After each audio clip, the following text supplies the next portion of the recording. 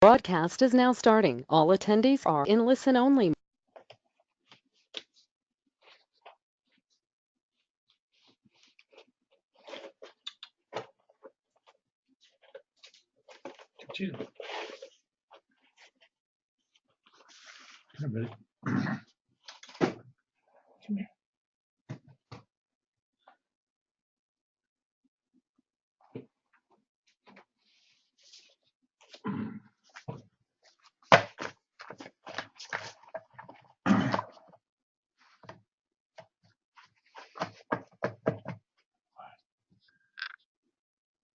Recording this as well, so if you have people that want to listen to this session here on the RHC moratorium lifted webinar is now being recorded, and so you can use that for later distribution here. My name is Mark Lynn. I'm a CPA from Chattanooga. We work with the Rural Health Clinic program. Danny Gilbert is on the line as well. I think by now most of you know us pretty well after what we've been through for the last year working on this moratorium there. We do have lots of fantastic people on the line as well who've been working very hard to get this thing lifted, as we say, or at least we can start getting paid. And that's the most important thing to me. I don't really care so much that they're getting us registered in their enrollment systems as much as I am they are cutting us checks for the services that we provide. So there's Danny Gilbert's phone number and email address, so you can get a hold of Danny if you need to. Some of the Tenncare contacts that you will need as you go through this process. Julie Rogers, who's been around forever on this project. I think she's moved up. I think she may have taken Greg Hawkins. At the top, it's that it's that thing in the middle at the top, those slides. Yeah. And not okay. If you got the information on it. Okay. All right. Michael, I'm going to mute y'all's line, and then if you need to talk, just let somebody know, and we'll let you talk at that point. Tenncare, Julie Rogers, again, she's been around forever. I think she took over Greg Hawkins' place for her position. So we know Julie. She's been a very good friend to RHCs for a long, long time. They have hired a new lady, as far as I know, Karen, and I don't know how to pronounce her last name, but she's the one who's mainly, from what I can tell, that's going to be in charge of the RHC program going forward. I know she's doing a lot of the audits. We've gotten a lot of emails from her on audits for setting rates. So we're getting very familiar with Karen over the last few months. And then Maya Angelova, she is the lady that's going to be in charge of whenever you send in your quarterly, your RAP reports. That's usually the person that's in charge of that. And Danny Gilbert does all these Tenncare reports for us. We do these for clients. So Danny, correct me if I say something wrong on these, because I don't deal with them every day like you do.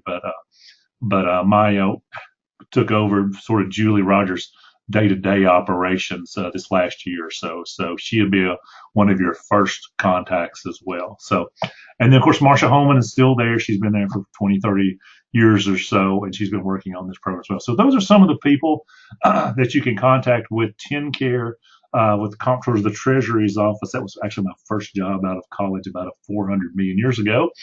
And so I knew that building very well. I was in that, and they changed offices to the Cordell Hall, but they used to be in the James K. Polk building where TPAC is. So I spent 3 years of my life in that building. When I said moratorium lifted, again, that sort of got a lot of folks so wait a minute, what's going on here? And really, like I said, I'm a very pragmatic person. I'm really worried about if you guys are getting paid or not. And so this is probably a Donald Trump quote for more than a William Faulkner quote, but Faulkner is credited with it. Let's not let the facts get in the way of the truth. And the truth of the matter is, what we really wanted, we didn't care about getting enrolled with the Tenncare program. We cared about getting paid.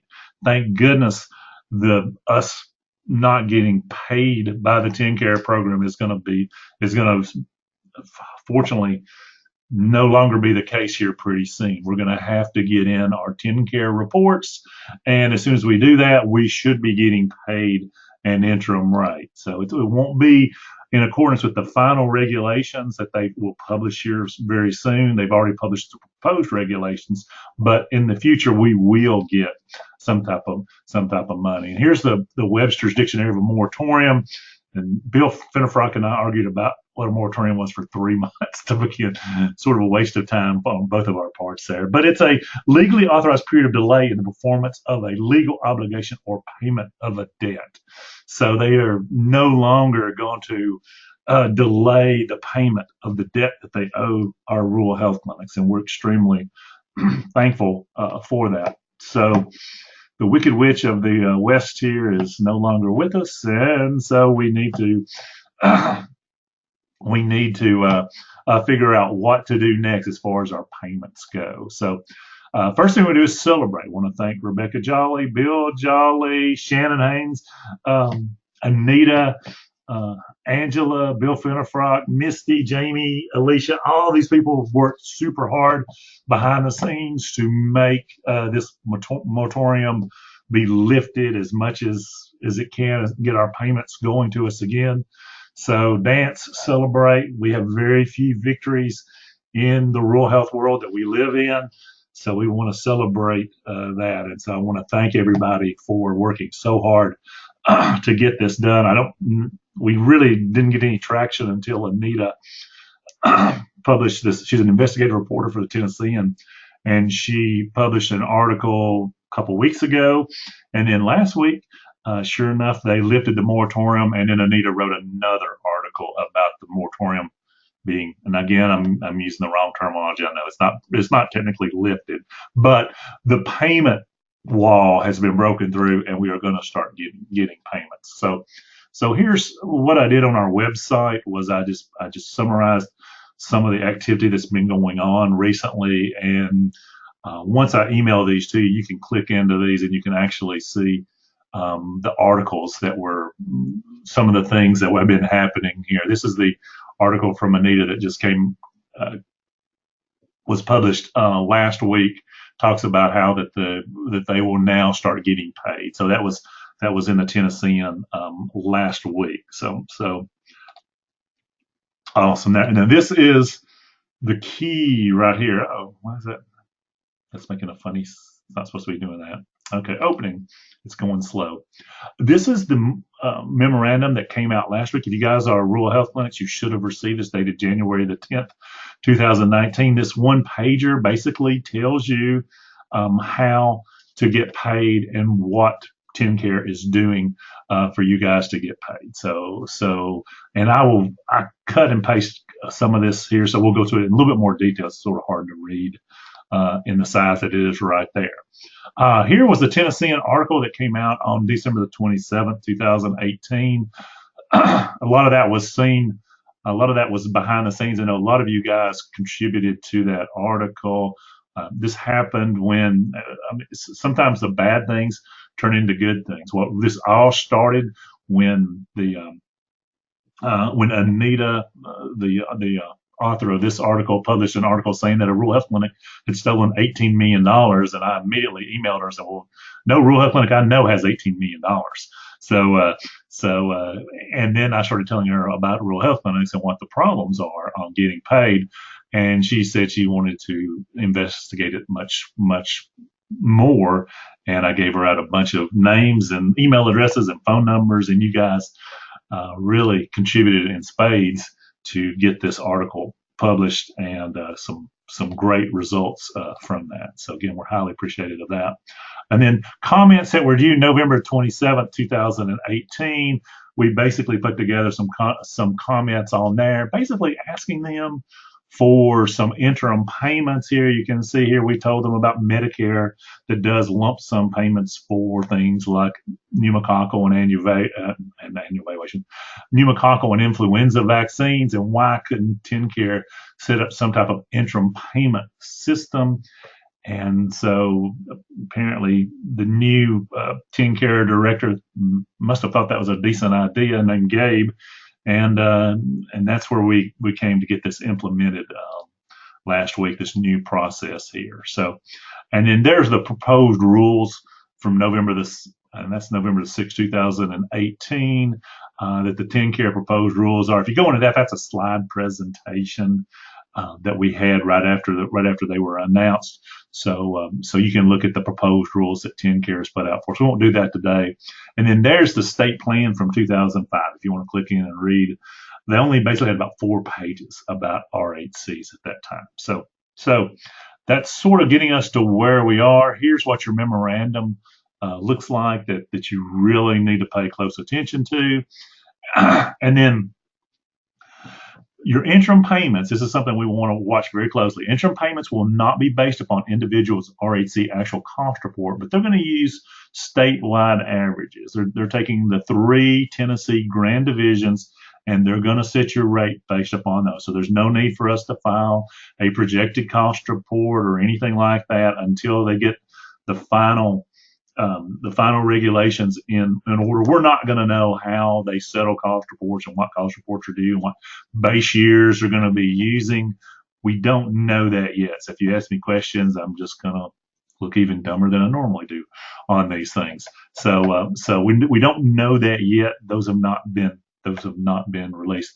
But what they are going to do is they're going to go back to the date that you were certified by Medicare as a rural health clinic. Alicia, she was surveyed on, I think, November the 8th, 2017, the date that's my birthday. So that's why I know that one well. So that she was one of the first ones that got hit.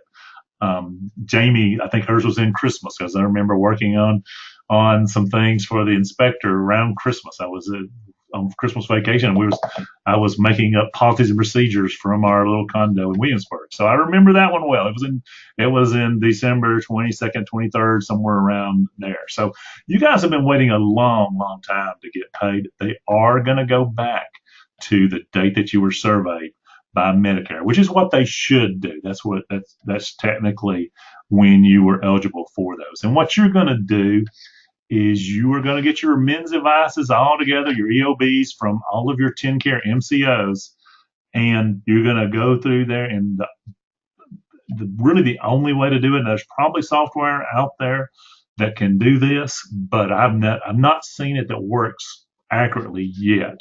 But what you have to do is go through those EOBs, and Danny does this all the time. She's very detail oriented, and you know me, I'm not.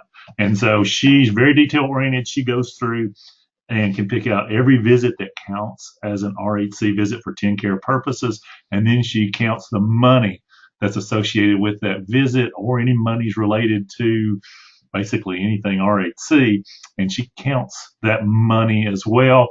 And then at the end of each quarter, she's going to submit paid visits and paid money for that period of time, and then Tenncare will write you a check for the difference. So that's the process. The process will stay the same. My understanding is they're going to use the same forms that they used before, but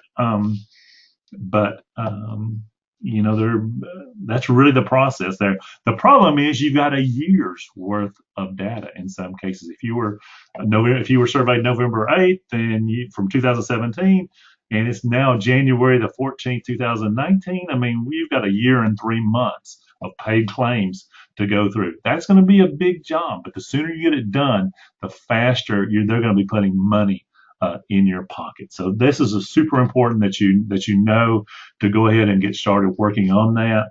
Again, one of the reasons why it's very self-serving purpose on my part is to let you know that we do these things, and that Danny is very, very good at doing this and works very closely with Tenncare on getting the right information to them. And if you need somebody to help you get these done quickly, get them in, we would definitely be one of the resources that you guys would want to look into. I know Shannon, I know they do those, and Glenn B. Sink, his group out of Cape Girardeau, which I'm headed there tonight. Those guys do those as well. So there's some resources out there besides us, but being self-serving, I'm going to mention us here. So once a moratorium is lifted, they're going to put final rules in place. So we can't do this piece of it yet. Tenncare will resume registration of RHCs. So we're not going to there's a website that you normally go to, and you normally give them a new, what is that thing, ACH, or what they call an EFT for you to get to get your checks. You're not going to be doing that yet, although I'm sort of curious how they're going to cut us a check without an EFT. So we'll figure out some more as we go along. I'm sure Danny will run into the details of how we're going to get paid our check as they get a little bit further along. They also talk about choosing in the future. They're going to give you some more detail on the PPS system or this alternative payment methodology. And I read that thing at least 10 times. I know Shannon read it a bunch. I know Angela read it a bunch as well. And we still really couldn't quite figure out what they're talking about on the alternative payment methodology. Maybe Shannon can tell us a little bit more as we go along here if they figured out what that meant or not. One thing to remember, and this is important, is your interim payments are not based on individual RHC's actual cost. Therefore, they're going to settle up with you guys. You could get overpaid. You could owe back Tenncare some money. So if you think your cost per visit is not going to reach what they're planning on paying you, I would set some aside so that you can actually pay them back when it comes about. I know that's probably not an option at the beginning because you guys are a year behind on payments, and every check you get is going to go to liquidate debts that you have. But once you get all your bills sort of paid, do put some of that money aside so that if you do have to pay some back, the rates to me look pretty doggone good. I mean, they seem really high and really, pretty reasonable to me. So I'm not gonna say high, but they're pretty attractive. But if you are overpaid, you're gonna have to pay it back to Tenncare. If you're underpaid, then they will pay you as well. And so Karen will be sort of in charge of the purse strings here. And there is her email address as well. So we want to get to know her well. Here are the 3 grand divisions here. Obviously, we've got the West out here with Memphis and Jackson in that area. That's the Western region. Your middle, Nashville, Murfreesboro, probably Manchester, where I'm from, is in there somewhere. And then where I live now in Chattanooga and the eastern part. Those are your 3 grand divisions. You probably learned that in the 3rd grade. And here are your rates. Da-da-da. Pretty good. West is going to get $141.49 per visit. Middle Tennessee will get $131.35, and East Tennessee will get $137.99 per visit. So when you get those settlement checks from Tenncare, that should be very attractive to you guys once we get the money in. Get your calculators out. I did a bunch of math this morning in preparing for this webinar just to sort of see, what impact this could be.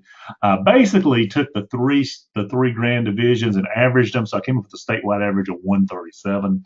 And I figured based upon the annual valuations that we do and looking at EOBs, probably close to about a $67 average payment per visit. So you guys are going to get an extra $60 per visit on average. I mean, these are just ballpark, sort of quick and dirty, within 10 to 20% sort of numbers here. But it gives you an idea what to look for on your quarterly settlements here. If you have 1,000 Tenncare visits in a year, then you can probably be looking for about $60,000 of extra money. If you have 10,000, then obviously that's $600,000 of extra money. We have some RHCs that have well over 10,000 quarterly or annual visits, and these are annual numbers here I'm using here.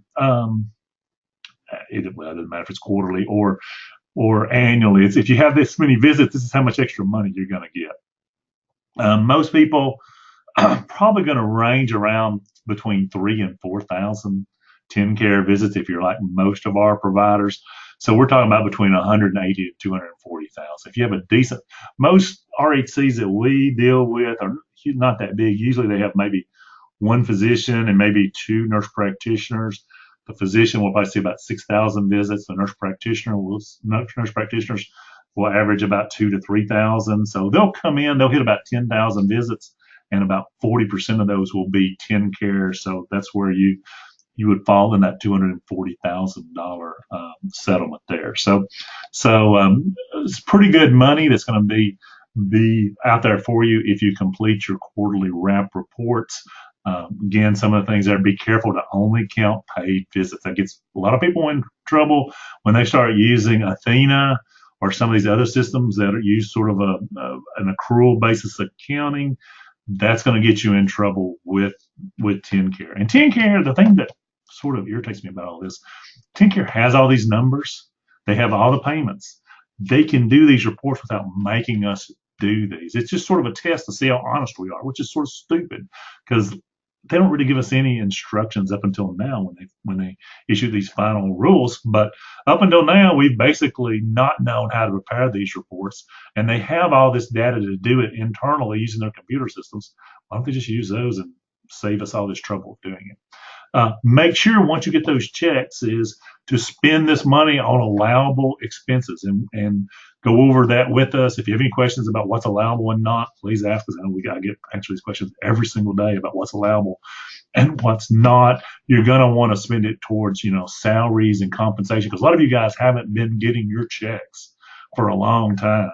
And so you want to pay yourselves salaries because you have to build in that salary in order to get paid that on your cost report. So let Danny or myself know, or whoever you're working with as far as your RHC consultant is, make sure you ask them some questions about what's allowable expenses and what is not. And again, be worried about that cost per visit, that you want to be trying to hit some pretty high numbers. $141 a visit if you've got a lot of volume.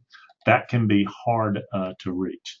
If you want to hire us to do it, we charge $2.50 per visit.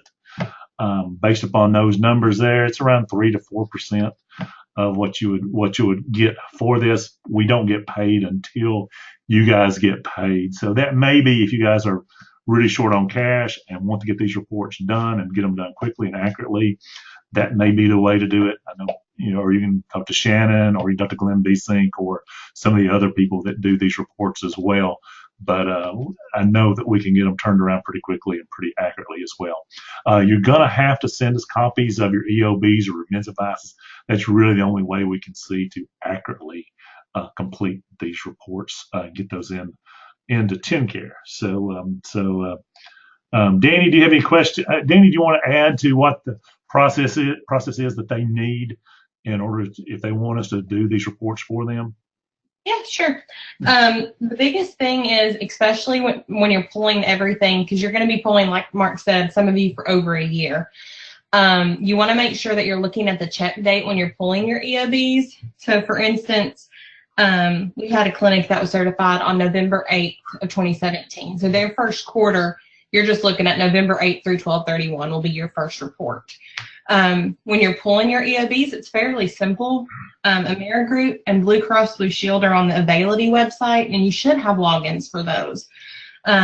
Just make sure when you're pulling the Blue Cross Blue Shield that you're just pulling Blue Care and Tenncare Select, because I know in Availity they also have the just straight commercial. United Healthcare is within Optum, so it's like, I think it's payments.optum.com, and if you need the websites, I can shoot you a link with those websites in them. Once you pull all of the EOBs, there's 3 ways you can get them to us. You can mail them, scan an email, or if you want me to send you a link to our Dropbox, I can create a folder for you and you can just upload them straight to Dropbox. Right now, because of how many we're probably going to be expecting, our turnaround time is about 1 to 2 weeks, because it takes me a good portion of the day to get one done, depending on how many visits you have. Once they're done, the cover kids will actually be emailed back to you, because that one requires your signature before I can submit it. But the other one, I will also go ahead and submit directly to Maya and Marcia, and then cover kids is the email address. I don't know if Julie's still looking at those or if she's passed that off as well, but we actually submit those for you on your behalf. That's kind of a broad overview of how it works if you want us to work with you to get those done. Okay. So if any of y'all have any questions, back to you, Mark. Right. Thank you, Danny. Thank you, Danny. Looks like we got a question in here. Let's see here. Okay, this is Shannon. Let's get on the call. So I jumped in for her. Just a piece of additional information. We did ask, an RHC had an option of requesting a reduced rate if they had an idea they would be coming in below these interim rates. Karen advised that it wouldn't be an option. Okay, well I'm very aggressive. I always like to get as much money as I can and then worry about paying it back later, especially in your situation where you guys need to get enough money to pay back a bunch of bills. So that's good to know that you can't get a lower rate here. Let me see. Jamie has her hand up. Who's that? Jamie. Jamie. Okay, Jamie. You're open there. Jamie, go ahead. Hi, Mark. When we get ready to submit our report, do we need to send those in individual quarterly reports, or if we have all of our data ready to go, can we send all 5 quarters in one report together? Danny, can you answer that one? Yeah, to Tenncare, they're going to want them based on your pay date, so you'll have to do a separate report for each quarter. Okay. But you could probably put them all in an email together. I've done that before. Just had 5 different attachments.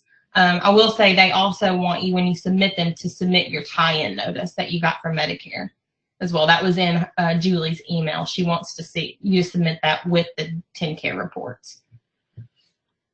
Okay. All right. Very good. Thank you, Danny. Thank you, Jamie. Jamie, thank you for everything. Let's see here. Lauren, her name up. Let's see here. Rebecca. Let me see. Rebecca, do you have any comments? Yeah, the only thing that I would add, can you guys hear me? Yeah, hear you fine. Okay. Is I'd had a conversation with Zane, and he said that for any new RHC that had not already established a payment methodology with Tenncare for an ACH deposit, that they would need to be in contact with him in order to start working through that process. Okay. And that if it was in dire straits and that process took too long, that they would be amenable to having conversations about doing a check cut in order to get payments, the initial payment going out faster. But any clinic that finds themselves in that position would need to contact Zane directly. Okay. Zane Seals is the assistant director for Tenncare from the finance portion. Thank you, Rebecca, and thank you for all the work that you did on getting the path smoothed out for us to start getting checks again. And I wondered about that. I was like, well, they have to have some type of way to pay us, otherwise we're not in their system somehow. So that's perfect. Okay. Yep. Anything else? And I think you have Zane's. Did you have Zane's contact information in your PowerPoint? I did not, but I don't think I did. But I will. I have it here. I've got his. We've had several email conversations about different things on this, so I definitely have his in my stuff. So if you need it, just let me know and I'll give you his contact information. I think that's let's see here. That's Jessica's. It was at Zane Seals. Jessica, I will send that over to you as soon as I stop recording this little session here. I will shoot it over to you, and you can get a hold of Zane. And you're going to have some type of EFT or ACH form where you tell them where to send the money to, and they'll have an approval process for that. Jamie, did you have something? Yeah, I've got another question. I just want to make sure we're talking about the same thing. When you say submit the tie-in notice with the 5 quarterly reports, is that our confirmation letter that we are an RHC? Is that what you're talking about? What do you mean by tie-in notice? Yeah, that'll be your letter that you got that has your CCN number and your effective date that you were accepted in the program from Medicare. Okay. Yeah. All right, thanks. Yeah, Jamie, it'll have your what they call your CCN number. It'll be a 44 I don't know, 0100, something like that. It'll be a 6-digit number. It will typically come from Renee Harris, and it'll come from CMS in Atlanta is where it will come from. So. And Jamie, we have a copy of yours if you need it. Okay. I just wanted to make sure we had everything we needed. Yeah. We're good. Thank you. Okay. All right. Good deal. Does anybody else? Let's see who else is there. John, do you have any questions or comments? I know John called me this morning about the moratorium lifted, and was a little bit, I had confused him, which I confused everybody. I apologize for putting the wrong title on this webinar. I was just so excited that our folks were going to get paid after a year and 3 months or so. But John, do you have any comments or questions? Though John worked hard behind the scenes as well to get this thing payments in. I'm good. Thank you. Okay, so we're back on the same page again. Okay. All right, good deal. Good deal. Let's see. Anybody else? Question, comment? Praise the Lord. Okay. All right. Well, we'll close this thing down. And if you have any questions or comments about what we talked about, just let us know. We'll be glad to help you with this. But it's at least the clouds are sort of in the clear, and there's room for us to start getting paid for our services again. So thank you all very much for attending this little brief little webinar that we sort of threw together for you guys. We appreciate it very much, and we will see you guys on the next time. Thank you. Thank you, Mark. Thank you.